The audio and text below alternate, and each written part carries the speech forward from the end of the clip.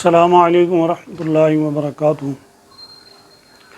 امید ہے کہ تمام احباب خیریت سے ہوں گے۔ ابھی حال ہی میں ایک واقعہ رونما ہوا ہمارے شہر کے اندر، اسی کے پس منظر کے اندر آپ سے کچھ انشاءاللہ گفتگو کرتا ہوں جو مفید ثابت ہوگی۔ ہم کچھ عرصہ قبل جو ہے وہ کاروباری سلسلے میں کسی گاؤں میں جانا ہوا، اور وہاں جب گاؤں میں ہم لوگ پہنچے تو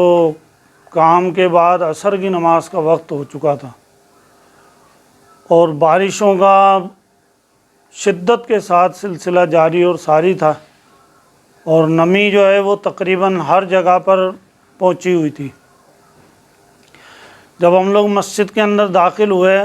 اور جب میں مسجد میں گیا نماز پڑھنے کے لیے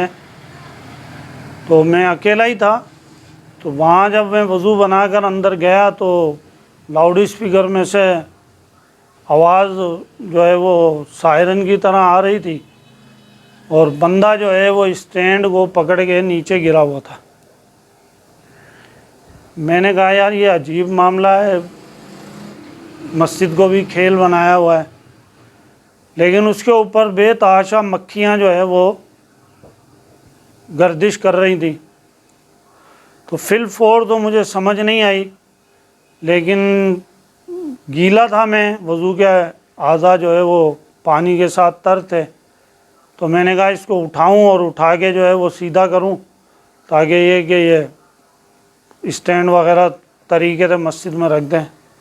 لیکن جیسے ہی میں قریب اس کے جانے لگا تو اچانک مجھے خیال آیا کہ یہ تو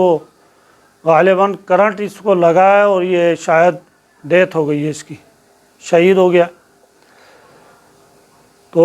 کہنے کا مطلب یہ ہے کہ اس ٹیکنالوجی کے اندر بے شمار جدت ہو چکی ہے اور مزید جاری اور ساری ہے۔ تو اسٹینڈ جو ہے وہ کسی دور کے اندر لوہے کے چلا کرتے تھے، اور مائک بھی جو ہے وہ لوہے کے ہی آتے تھے۔ اب اتنی جدت آ چکی ہے کہ اوپر جتنا بھی کور ہوتا ہے مائک کا وہ تقریباً پلاسٹک کے اندر آنا شروع ہو گیا ہے، اور اسٹینڈ بھی پلاسٹک کے آنا شروع ہو چکے ہیں۔ تو کوشش یہی کریں، مساجد کے اندر، شہروں کے اندر تو تقریباً یہ چینج ہو چکا ہے، لیکن بعض جگہوں پر ابھی بھی پرانا جو سسٹم ہے لوہے کے اسٹینڈ کا وہی چل رہا ہے۔ تو کوشش کریں کہ اس کو چینج کریں، کیونکہ نمی کی وجہ سے جو ابھی بارشوں کا سلسلہ چل رہا ہے یا جب بھی موسم ہوتا ہے تو یہ جو لوہے کے اسٹینڈ ہوتے ہیں ان کے اندر جلدی جو ہے وہ کرنٹ پہنچ جاتا ہے نمی کی وجہ سے، اور بار بار جو ہے وہ موبائل کمپنیوں کی طرف سے یہ میسیج ہمیں ریپیٹ کروایا جا رہا ہے کہ برقی آلات کو چھونے میں احتیاط کریں یا لوہے کی چیزوں کو چھونے میں احتیاط کریں، باہر زیادہ نہ نکلیں، اپنے بچوں کو گھروں میں رکھیں۔ تو ہم لوگ توجہ دیتے نہیں ہیں، اور یہی ہوا کہ جس طریقے سے یہ شخص جو اذان دینے کے لیے گیا تھا اور اس نے اسٹینڈ کو چھوا اور چھو کر اپنی زندگی کو ہار گیا، اسی طرح ہمارے علاقے کے اندر ایک